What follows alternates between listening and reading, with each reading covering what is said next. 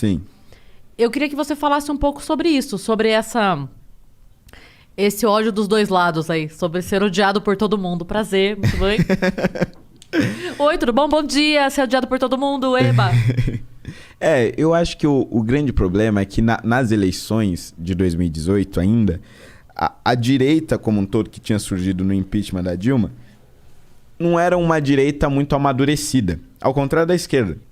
Como a esquerda ela já é majoritária há vários anos, ela se acostumou a ter divergência interna. Então você tem a direita mega radical, que é a ditadura do proletariado, o PCO, PSTU, etc. Ao mesmo tempo que você tem o PSOL, que é um pouco mais burguês, de classe média, o PT, que é das bases, trabalhadoras, sindicato, aquela coisa toda.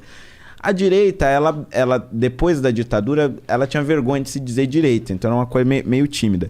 E aí ela sai no impeachment. Só que ela saiu quase que uniforme, né? Porque era todo mundo a favor do impeachment, todo mundo contra o governo Dilma e tal, então as diferenças não importavam muito. Eu acho que a partir das eleições de 2018, quando o Bolsonaro vence, e aí você vê que de liberal, mesmo no âmbito econômico, ele não tem nada de fato, que o combate à corrupção foi só uma bandeira para se eleger e a saída do Moro acho que foi muito enfática quanto a isso. O Guedes hoje no governo é como se tivesse lá, sei lá, um Delfim Neto, não faz a menor diferença ele ser liberal ou não ser. Então assim, eu acho que tudo isso acabou demonstrando que a direita tem inúmeras vertentes. Tem aquela direita que é mais defensora de um ordoliberalismo ou liberalismo social, que acha que o Estado tem que ser menor, mas nem tanto. Tem a direita libertária, que acha que o Estado tem que ser quase inexistente. A direita conservadora, que acha que o Estado ele tem que ser grande com algumas empresas estatais, mas também interferir na liberdade individual das pessoas, dizendo com quem elas podem casar ou não, quem pode adotar filho ou quem não pode. E tem a direita liberal clássica, que aí é onde eu acho que eu me encontro. O Kim Kataguiri também está nessa esfera política? Eu diria que sim. Eu diria que é mais um liberal clássico. Que ele defende as liberdades individuais, quer dizer, o direito de você fazer o que quiser com a sua própria vida, mas também a liberdade econômica, isso é, uma redução do Estado com várias privatizações, concessões, diminuição de impostos, mas ainda uma presença dele na saúde, na educação, na segurança. Eu diria que a direita liberal clássica é aquela que forma, digamos, a maioria daqueles que são de direita, mas não são bolsonaristas. Acho que a maioria está nesse bloco aí. Acho também. E é onde eu tô. Sim. A gente estava falando aqui sobre essa questão, né? Depois do Bolsonaro eleito, a gente teve isso. Uma vez eu ouvi uma frase que eu gostei muito que falava assim, que a esquerda consegue discordar em 90% um do outro, mas como eles pensam 10% igual, eles se unem. E a direita consegue pensar 90% igual, mas nos 10% que discordam, eles se matam. Você acha que depois disso, depois dessa cagada que aconteceu e dessa... como você disse, né? Depois da ditadura, a direita teve vergonha e se retraiu. Você acha que esse movimento vai acontecer de novo agora? Eu acho que sim. Eu acho que o Bolsonaro ele vai acabar manchando mais uma vez o termo direita. Tanto que você fala direita hoje, quase sempre você é associado ao governo, né? Então, acho que as pessoas elas estão diminuindo o uso desse termo de direita. E eu percebo isso em mim mesmo, porque cada vez mais eu me identifico com o termo liberal do que o termo direita, para não se confundir com o governo. Então, acho que isso vai acontecer aí nos próximos anos, numa menor medida, com certeza. Mas, mais do que isso, eu acho que tudo isso também é um efeito de uma banalização do debate que aconteceu a partir de 2015. Eu digo isso desde a época que eu estava no MBL, fiz essa autocrítica quando eu ainda era do movimento e agora continuo fazendo em relação a mim mesmo, que é o seguinte: nós reduzimos o debate público a memes na época do impeachment da presidente Dilma. Então, se o sujeito era de esquerda e a gente ia debater com o sujeito de esquerda, não era que a gente sentava, debatia as nossas ideias, colocava os nossos princípios. Não. Fulano é a favor da bandidagem e ciclano é a favor da justiça. Quer dizer, era uma redução tão baixa do debate público que isso foi alimentando o radicalismo.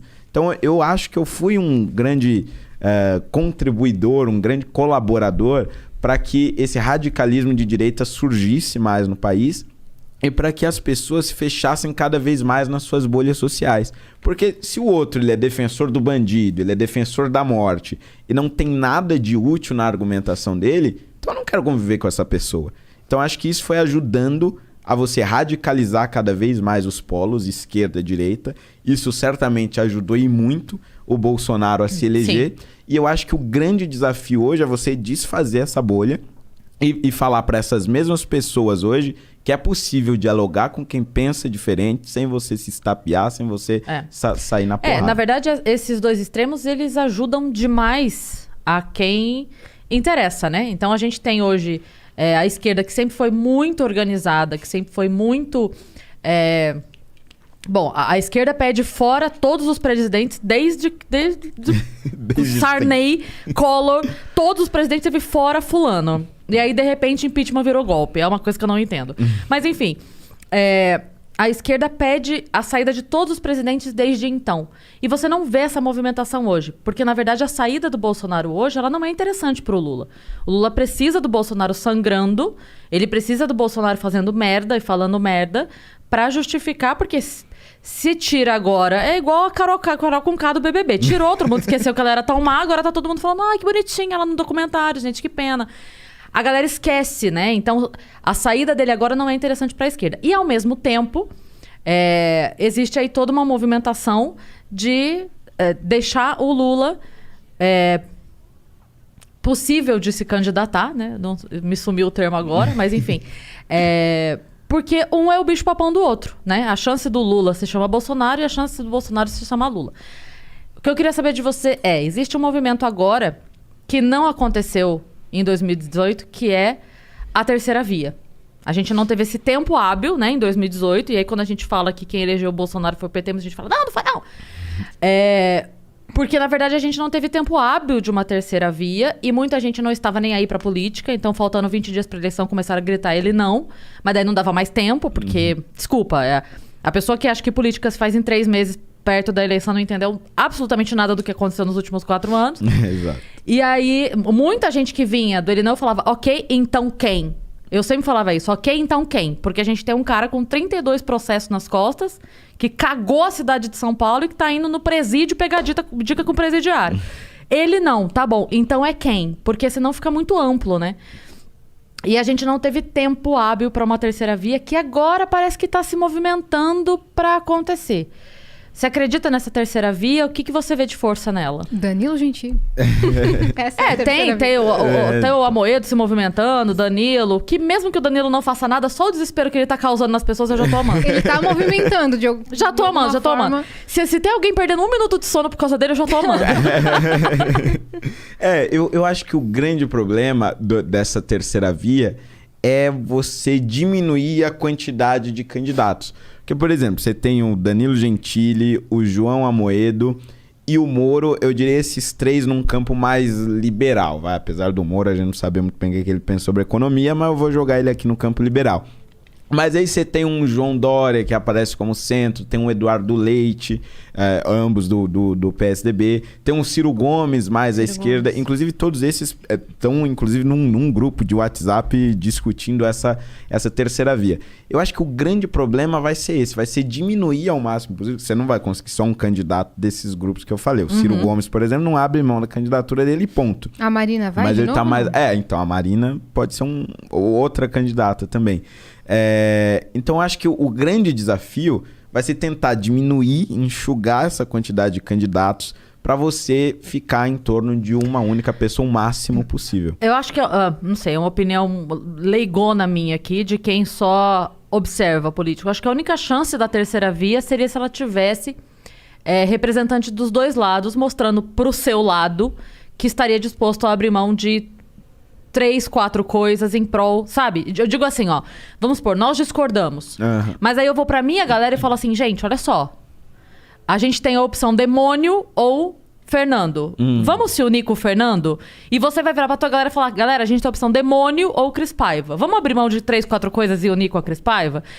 E eu acho que a única chance da terceira via é, de repente, vou falar 2 nomes aleatórios aqui, mas seria, de repente, Dória e Ciro, sabe assim? Sei. Sentar e falar, eles publicamente dizendo assim, olha, eu que estou mais aqui, tô circulando aqui nesse meio, mas pra gente não sei o quê. E o outro falar, olha, isso aqui. Então eu acho que é a única chance. Falei 2 nomes aleatórios, tá? Sim, Pode ser sim. o Danilo e a Marina. Sim. Ótimo também. Que seria uma maneira, assim, de mostrar pra galera que se os 2 lados não estiverem dispostos a abrir mão de 30% das coisas que julga importante, sabe? Pega aquele 70% imprescindível pra negociar. Deixa os 30%. A gente não vai conseguir. Exatamente. Esse é que é o ponto. Esse é o ponto. Eu acho que, na verdade, o cenário mais provável é que a gente tenha um candidato que vai tentar fazer a terceira via pela centro-esquerda e um candidato que vai tentar fazer a terceira via pela centro-direita. Se a gente conseguir esse cenário, eu acho que ele é o mais próximo da realidade possível hoje. Mas qual é o problema? O Dória, ele tem como um sonho pessoal ser presidente da República. Oh, meu Deus. O Ciro Gomes também tem como um sonho pessoal mesmo chegar à presidência da República. E aqui nós já estamos falando de 2 que têm um ego absurdo. Que é um ego, por exemplo, que eu não acho que o Amoedo tenha, que o Danilo tenha, ou que o Sérgio Moro tenha. Não acho que seja esse o caso. Mas a questão é a seguinte: será que vale a pena esses 3 abrirem mão de uma candidatura em prol de um João Dória, que está com a popularidade lá embaixo, que tem mínimas chances de conseguir vencer a presidência da República? Então, acho que tem muitas variáveis. Quem tá processando humorista, João Dória? Pelo amor de Deus, João Dória. Então, vai fazer vacina, homem! Eu acho que tem muitas variáveis que vão impedir com que nós tenhamos uma candidatura central de terceira via, e acho que isso acaba beneficiando o Bolsonaro e o Lula. O Huck